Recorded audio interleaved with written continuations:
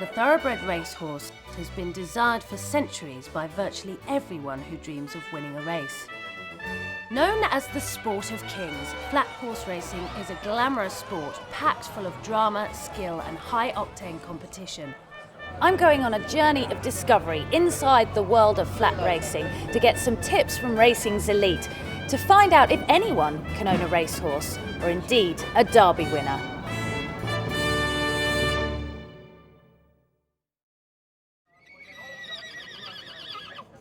I am told the very best place to start looking for one of these is at a sales ring.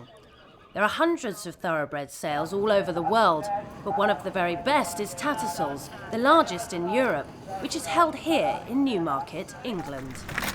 Well, we're at Tattersalls sale. We're going to be looking at yearlings in the hope of finding a champion racehorse.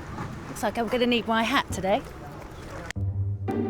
A few months ago, I met with Jimmy George, the marketing director for Tattersalls, who explained why people come from all over the world to buy their thoroughbreds here. Well, this year's Epsom Derby winner authorised walked through this very sales ring and was purchased here. Jimmy, this year, what are the chances of finding a champion in this catalogue? Well, we think as good as ever, Zoe. The last 3 Derby winners have come here from this sale ring. The horses coming out of this sale have been performing at the very, very top, year in, year out, and that's what brings the buyers back. And the highest price ever here for a yearling was 3.4 million guineas, and the highest price for a horse ever in this ring was 4.6 million guineas for a broodmare last year called Magical Romance. So, yeah, it would be exciting to see similar fireworks. And still selling in guineas? Yeah, it's a reflection of the old commission structure, which was 5% we take from the vendor, and we still do that. So no, in that respect, not a lot's changed over there since 1766 when the firm started. In Europe, the sport is dominated by 2 powerful teams, the Coolmore Stud Farm in Ireland, whose horses are trained by Aidan O'Brien, and the United Arab Emirates-based Godolphin stables, owned by Sheikh Mohammed and his brothers, who are based in Newmarket during the summer. This is really a theatre, a stage for quite high drama, certainly between the 2 superpowers, and you'll have the Coolmore brigade up here, and of course Sheikh Mohammed and his entourage as well. Yeah, over the years there's been some real theatre here, not just at the yearling sales, at all the other sales as well. And those guys are the leading protagonists, and it'll be very interesting to see how it all pans out this week. The term thoroughbred means a specific breed of horse, registered in what's called the stud book, kept and published by Weatherby's, and whose bloodline has been kept pure. To the untrained eye, faced with hundreds of horses, it is hard to know what separates the champion from the potential mule. It's a bloodstock agent's job to buy horses for clients. They monitor the market and trends in the racing industry and travel to numerous sales across the country and internationally, inspecting horses. Anthony, hopefully you're going to tell me the secrets of buying a champion racehorse. Well, I think it's a combination. It's pedigree, which is very important. It's conformation, what the horse actually looks like, and where the animal has been reared, and what your budget might be. Conformation's vital, but to get that extra bit of gas or that extra bit of octane that you require, pedigree is what pushes it through. It's all genetic, and it doesn't happen by accident. You get freak pedigrees where exceptional animals come out of bad pedigrees, but generally pedigree wins through. You're looking at horses, imagining what they're going to develop into in a year's time and 2 years' time. So that's how you train your eye and try and develop your eye. Although most of us are hard-pressed to trace our family tree beyond our great-grandparents, with a thoroughbred racehorse, it's possible to trace a direct bloodline back literally tens of generations. Former champion jockey Walter Swinburne won the Derby 3 times, but is best known for his win on the now infamous Shergar, the racehorse who was kidnapped. Walter trains racehorses at his own yard and is here at Tattersalls with his wife Alison, looking to buy the next big thing.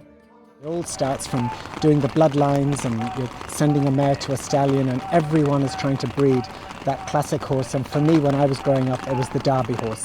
And then when I started riding, everyone was looking for the Derby horse. And then from the moment I sat on a 2-year-old for the first time, I was looking for that buzz. And when I would give them that first click, did it have it or not? And that's still, nothing has changed in the 25 years I've been in racing. We go through all the pedigrees and take out maybe stallions that we don't want to use, which for us would be first season size, and see if it's the kind of thing that we're looking for. And then the legwork begins, going around, looking at them, walking them up and down, making sure that they are the athlete that we really want to buy. What do you think is so magical about owning a racehorse? What's so different? I think it's part of the fact that it is, an animal, and you do have a relationship with it. It's probably like watching your child at school sports.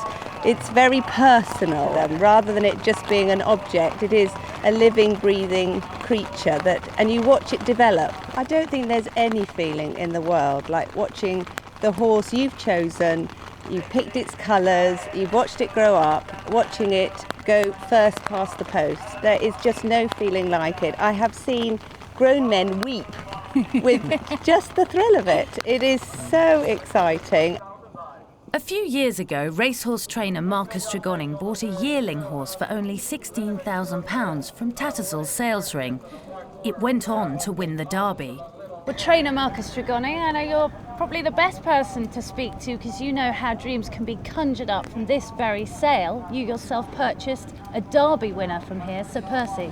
Yes, Sir Percy was bought here for 16,000 guineas, which is quite unusual. Not too many Derby winners have cost only 16,000 guineas, and he certainly belied his purchase price by, first of all, winning the Derby. That was fantastic. Second, him with 2,000 guineas. And I think total prize money was something like 1.2 million. So it was a unique story and a great dream. Any other purchases on the horizons? Yes, we got a list of some new clients, some existing clients, all got to buy horses for. So I'd hope we'd maybe buy 6 or 7 out of the sale. We're very, very lucky. The market's been pretty strong. So I think, we'll have to dig deep in our pockets, I think, and hopefully get what we want. Today's sale may be coming to an end, but for the yearlings, owners and trainers, it's only the beginning. The next stage in the process is training, and then it's off to the races. A few weeks later, I went to meet Marcus at Kingwood House Stables to see how his new acquisitions were getting on with their training. So Marcus, this is first lot this morning, bringing the horses out here. What exactly are they doing? Well, this is the warm-up. We're trotting the older ones and materials just to make sure they're sound before we take them and give them a bit of work. Why do you mix them up so you've got the... Well, what we're going to do is we'll change them halfway through the morning and get the best riders on the horses, and so we do a bit of swapping round.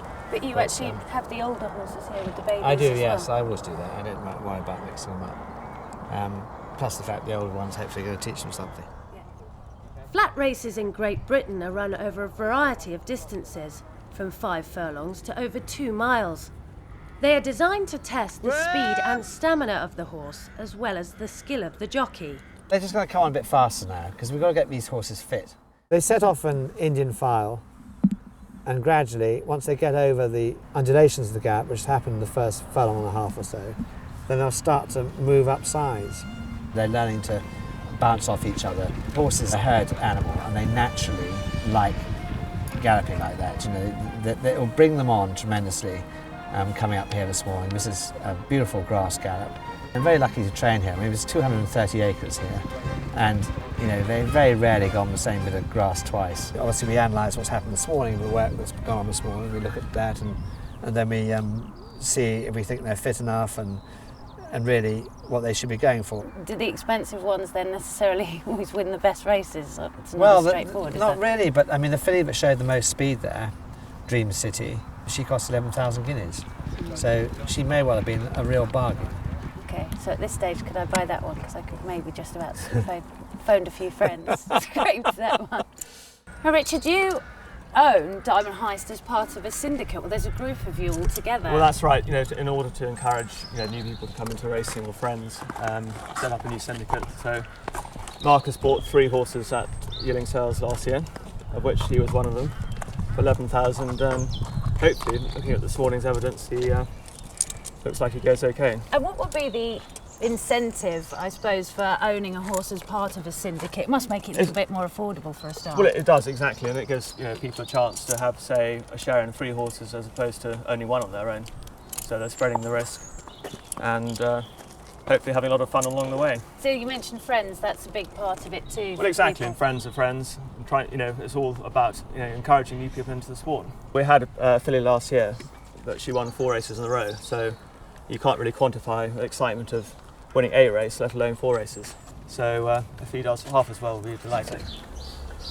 Do you think owners realise how much is involved? Because it's not cheap to own a racehorse, is it, for their... No, it's a luxury item. But obviously I have owners at all ends of the spectrum here. Luckily I've got some syndicates and with cheaper horses maybe, and horses like this, this horse was a 100,000 guinea yearling. I mean, what are the chances of him being as good as Sir Percy, who cost a fraction, well, a tenth of what he cost? Well, Sir Percy, in many ways, I suppose you could say, I don't like the word, but he was a bit of a freak, because the dam, although she was a good group winner herself, good performer, she hadn't produced a good horse, and she was 19 when she threw the Derby winner. So I mean that was and that was her last foal. So that was quite a freaky thing. And don't forget, Sir Percy was an orphan foal. I mean, his mother died a few weeks after having him, and he was raised on a foster mother. That's very unusual. It's a bit of a fairy story. It's a bit of a fairy story, yes. Victoria Pakenham and her husband Anthony had fallen in love with Sir Percy when he was a foal, but sadly the £20,000 he was sold for at auction was over their budget. As luck would have it, a year later he came up for sale again, and they were able to buy him. When did you first realise you had a Derby horse, or at least a good horse? I think we realised we had a good horse after he'd won his first race, which I've never seen anything like it. It was like a knife through butter. Everybody dreams about winning the classics, and he looked an obvious horse with his pedigree that might A, run in the Guineas, and B, could possibly win the Derby. It all went so quickly. He flashed by. We were all just standing in a huddle on the lawn and waiting for the result of the photograph.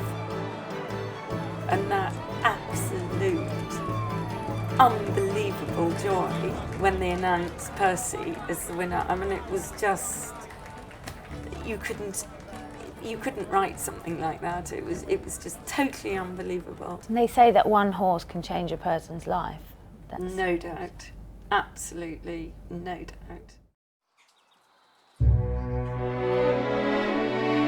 After winning the Derby, Sir Percy's owners could have named their price, but instead they decided to hang on to the horse and put him to work as a stud horse. I visited Kirsten Rousing at her Lamways stud, one of the leading stallion stud farms in Europe. Kirsten, how does it feel to have a Derby winner standing at your stud? Well, it was a lifetime ambition, of course. It was a dream to have an Epsom Derby winner, and I'm delighted that Anthony and Victoria Pakenham have let us have Sir Percy here. I think he's settled in very well. I think he likes his new career, and importantly, he's very fertile and gets a lot of mares in foal. Throughout a season, Sir Percy will give his services to 70 mares. The £8,000 fee is only paid when the live foal is born. Are you surprised that he was in fact so cheap? At the time, his sire, his father, was going through a little dip in his popularity. But of course, had the cognoscenti known what Sir Percy would be able to produce on the racetrack, his yearling price would have been multiples of what it actually was. How did you first get involved with breeding? I came to it really through eventing, which I did in my misspent youth, and the only horses I could afford to buy for my eventing venture were broken down racehorses, and whilst waiting for them to mend, I studied their pedigrees, and I got to be totally fascinated by thoroughbred pedigrees when I was a teenager. Winning the Derby as an owner with your horse must be the ultimate race to win, but how about breeding a Derby winner as well? That must be equally as much of a high. I think that is all of our dream. For those of us breeding racehorses, winning the Derby would be the ultimate experience and an unforgettable one. Coming up next, I visit Highclere Castle to find out about their racing syndicate, and then it's off to the races.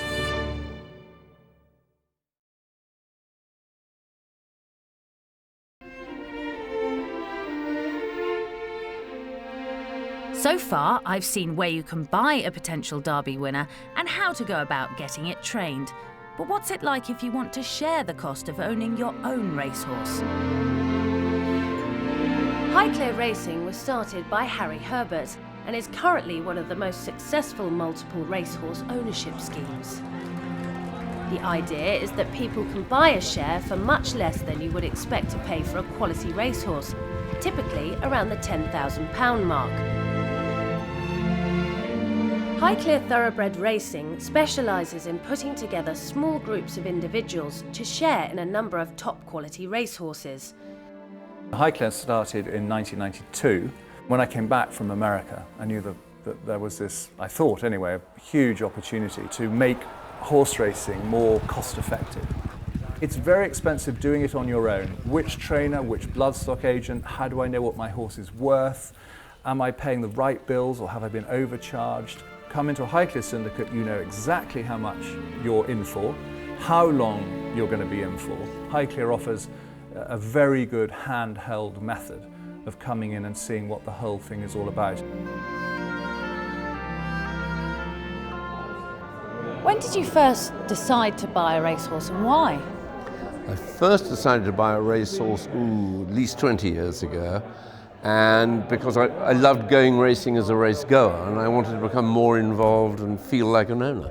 What made you decide to move from having your own racehorse to getting involved with lots of other people? I moved gradually. I started originally as a racehorse owner who then decided to have syndicate shares with Highclere because I get more fun for my money out of Highclere, and it is only about fun. Anyone who thinks they can make money out of owning racehorses is mad. It reduces the risk because you know how much money it's going to cost you. You pay so much up front and you only pay more if it stays on as a 4-year-old.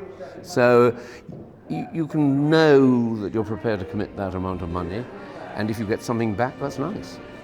One of the things that Highclere have got is added value. They make you feel special. They are extraordinary at making all of us feel as if we own the horse. How much, Anne, is racing a luxury to you? It's a luxury in that I can afford to lose every penny that I put into it. Hopefully one doesn't, but I think that is really the only way to look at it. Why would you choose Highclere? They are very, very good at looking after their owners. Very good. They are the Rolls-Royce, as far as I'm aware, of the syndicates. But, you know, if that is too expensive for somebody, then there are a whole raft of others. But the advantage of the syndicate is you know exactly what it's going to cost you. And as well as Highclere, Harry Herbert's obviously in charge of Royal Ascot Racing Club. Were Yes. you there when Motivator won the Derby? Oh, yes. What did it feel like? Well, he won it so easily, it was almost an anticlimax, but it was spectacular. I mean, I think 2 days later I returned from sort of the major high. I mean, you know, we're still talking about it basically 2 years on.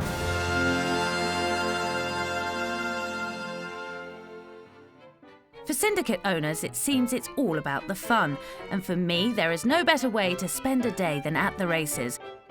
For many people, stepping out in their finery is what it's all about. So exciting seeing all these very different people who normally I wouldn't see, dressed to the nines. I think it's nice that still in one part of the world we are still dressing up like this for a race. That doesn't exist anymore nowhere in the world. It's always very festive and everybody has a fabulous hats, and ladies, they really put up the effort.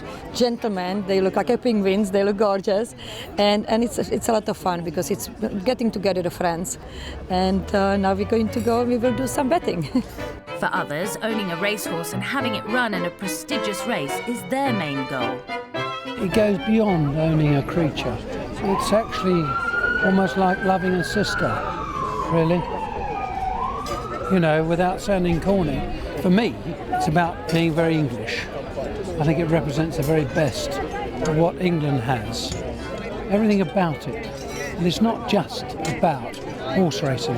It's about something more serious than that. It's almost, for me, more important than life itself.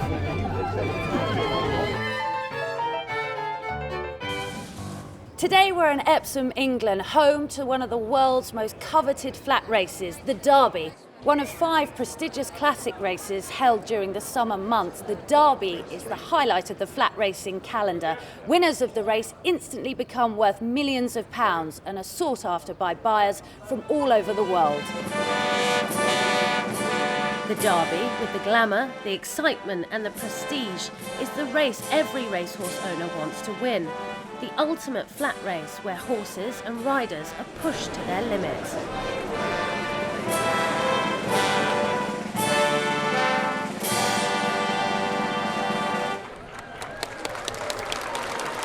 Racehorse owner Russell Trew has always dreamt of winning the Derby, and today his dream might just come true. Surrounded by his family and friends, he is here at Epsom to watch his first runner in the Derby, Alan Devonshire. Well, we're here in the private box of Russell Trew, who has a runner in the Epsom Derby, named after the West Ham footballing legend Alan Devonshire, who's here today. More on the name in just a few moments, but first, Russell, how did you come to acquire a racehorse in the first place? Well, I went to the sales with Mark Tompkins and we bought a horse called True Class. Ended up winning 5 times, so that got me hooked. And then I met Alan a few years ago and he was my all-time footballing hero, greatest footballer I've ever seen. And I asked for his permission if I could name a horse after him. And we're at the Derby with Alan Devonshire, the horse. How did you feel about that, Alan, having a horse named after you? Well, yeah, very privileged, you know, because normally you name horses or something after people that have died, so... Yeah, but you're nearly there. Yeah. How much did it actually cost to have a horse with the ability to run in the Derby?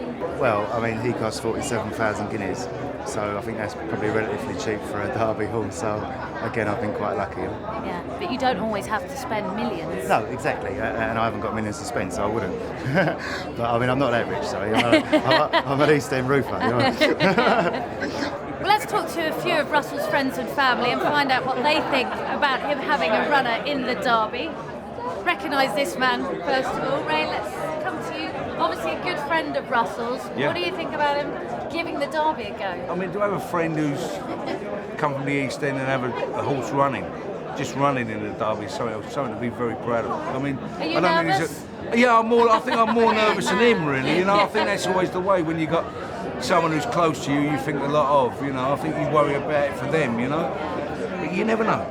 If it come in the top 8, I think it would be an achievement. If it came in the top 4, well then, you know, I think we'd probably be here all night having a drink. They're down to the last 5 to go forward for the 2008 Vodafone Derby, the world's greatest horse race. So much riding on this. It's the totemic moment in any thoroughbred's career. They're all in. And they're off. Racing in the Vodafone Derby. Alan Devonshire's racing very fiercely towards the front of the field. So Maidstone Mixture, the outsider with Kandahar Run, Alan Devonshire and Bashkirov, and these 4 are hurtling along. Mixture gives way as they now begin the descent that'll carry them towards Tattenham Corner. Kandahar Run, Dr. Fremantle travels up from Washington Irving. Casual Conquest 3 wide from Alan Devonshire. Out wide on the course is Tadgerweed from Rio de Loche, is still quite well back at this stage. Curtin Fuel Approach is caught in traffic. 2.5 furlongs to travel. Dr. Fremantle moves to carry a passage. Dr. Fremantle passing the 2 from Casual Conquest down the outside. Ties right alongside. New Approach on the inside, the outside. Tartan Bearer, and it's New Approach in the green by about half a length. Wandering off a straight line. Tartan Bearer in second, but New Approach keeping going all the way out to the line. We'll see it out and win the Vodafone Derby. New Approach beat Tartan Bearer. Casual Conquest 3rd, Dr. Fremantle 4th. Then Washington Irving. Behind these, Alessandra Volta, Rio de Sadly, Alan Devonshire did not gallop away with the 2008 Derby trophy. But for his namesake and his owner, Russell Trew, it was as much about the day itself. Well, we've just seen the Epsom Derby 2008, and Russell Trew, owner of Alan Devonshire, is here with me. He finished 13th, but he ran very well for a long way. How are you feeling? I'm fine. So I thought he'd win it. Obviously, no, you know I didn't, right? Okay, but I'm quite happy, yeah. I mean, we've had a great day out and we've got a horse that's running a derby, so how bad's that? And he wasn't last. Well, thank you so much for letting us experience your derby runner this year. My pleasure, thank you. For me, whether the Thoroughbred performs in a top-class classic race or at a low level, the racehorse embodies unparalleled spirit and majesty. Whether it's running in a race worth £1,000 or £1 million, it will always do its best, providing a range of highs and lows that, in my opinion, are unequalled in any other sport.